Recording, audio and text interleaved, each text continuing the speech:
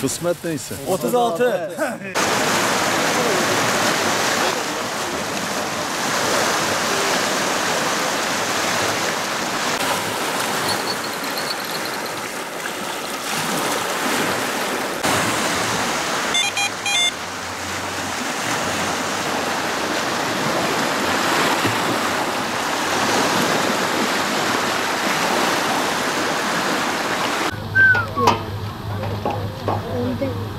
Beline takıldı ya.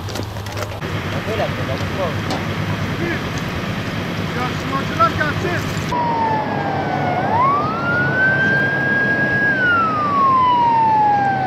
Yani iklim çok burada çok sıcak, 50 dereceye varıyor yaz döneminde. Haliyle insanların serinleme ihtiyacı duyuyor. Serinleme ihtiyacı için de havuzların olması gerek. Burada belediyeye büyük bir iş düşüyor. Belediye başkanı yani 5-6 havuz, ne bileyim, her 200 metrede 2 kilometrede bir havuz yapabilir. Çok basit bir önlemlerle bu ölümlerin önüne geçilebilir ve o havuzların yapılması da çok masraflı bir şey de değil bence. Yani tedbirler alınabilir basit miktarlarda, paralarla. Üzücü bir şey tabii ki, üzücü bir durum. İnsan Allah sabır versin, hani diyecek fazla bir şey yapamıyorum. Belediye başkanına burada çağrıda bulunmak istiyorum. İnsanların serinlemesi için havuzlar yapılsın. Ya halk bilinçlendirse, gençler yani gençliğin vermiş olduğu enerjiden dolayı yani suyu zararsız gibi görüyorlar bir anda. Yani harekete geçiyorlar ama o harekette işte kanallar tehlikeli. Yani akıntı tarzı kanallar, buradaki kanallar. Dediğim gibi serinlemek için birçok şey, yani Urfa'da birçok yerler müsait. Serinlemek için belediye başkanı yüzme havuzlarını çoğaltabilir ve parasız şekilde. Yani son zamanlarda da cidden de bir sürü arkadaşlarımız boğuldu, tanıdıklarımız boğuldu. Bunun için yani çok üzücü bir şey. Ama devletimiz daha imkan sağlasa, daha güzel sular açsa öğrenciler için, özellikle gençler için, çünkü yaz aylarında fazla sıcak olduğu için hiçbirimiz yani mecburen gidip o barajlarda yüzüyoruz. Düzgün güzel bir su olsaydı, mesela devletin kurduğu, kendimiz yüzerdik, kendimiz ederdik. Çünkü bizim Eyüpiye semtinde bir tane su var. 2 günde 3 günde bir kapatıyorlar falan filan diyorlar. Çocukları sınırlı koyuyorlar. Nasıl olacak ben de bilmiyorum. Buna bir an önce bir çözüm bulmaları lazım. Yoksa gençlerimiz hepsi suda boğulacak ve artık buna bir son vermeleri lazım bizim devletimiz.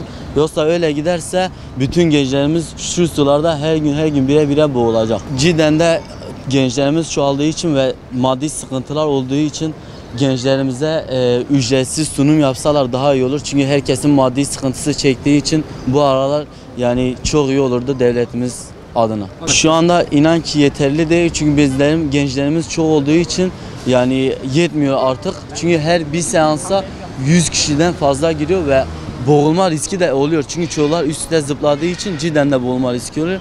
Yani buna bir çözüm bulsa çok güzel olur. Yani diyeceğim şudur. Yani abi böyle söyleyeyim, yani böyle bir günümüzde yani çok ölüm oluyor, çok kalım oluyor. Yani bu şartlar altında gidip keyif yapmak ve onca insanlar ölüyor. Çok yanlış. Bir de bizim Şanlıurfa milletinin abi nasıl söyleyeyim yani çok bir affedersiniz yani nasıl söyleyeyim, gençlerimiz biraz cahil, yani nasıl söyleyeyim cahil, hangi konuda tartışırlar, mesela ben senden daha iyi izleyeyim, o değil ben senden daha iyi izleyeyim. Gidiyorlar abi yani tartışma, yani bir olay iddiaken ölüme dönüşüyor. Mesela annelerimizin babalarımızın canı çok yani. Abi kapalı yüzme havuzu var şu timin orada, Gap Vadisi var, yani ne bileyim. Yani böyle yerler bizim için daha iyi olur. Yani gerek yok.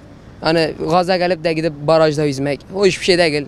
Abi ne gibi önemli? Abi bu barajlar kapatılması lazım veya yani nasıl söyleyeyim abi, güvenlik şeyleri daha da artırılması lazım. Yani abi bunlar olmadığı sürece gençleri tutamazsınız abi. Ölenlere Allah rahmet eylesin. Kalanlara da Allah sabır versin. Şimdi herkes yani kendi çocuğuna sahip çıksa zaten bu ölüm şeylere gerek yok yani. Devlet ne yapsın? Hangi kanallar tedbir alsın? Bir sürü kanal var mı? Ya mesela yüzme havuzu var. Mesela yüzen bilen bir insan zaten yüzme havuzuna gider. Veya evde girsin, düz olsun yani. Yani ileri süre kanal olmasına gerek yok ki zaten kanala girmesi. Zaten bilir ki tehlikeli. Tehlikeli olduğu halde böyle gene tehlikeye atıyor. Hem gençlerin yandırıyor hem evdekilerin yandırıyor. Önlem alınmıyor. Anne baba eğitimi çocuğa verilip ne tür önlem, ne tür bir şekilde davranacağını, yapacağını bunu anne baba söylüyor ama memleketimiz sıcak bir memleket. Evet, yüzüm havuzuna yapay bir deniz yapsınlar, yapay bir göl yapsınlar.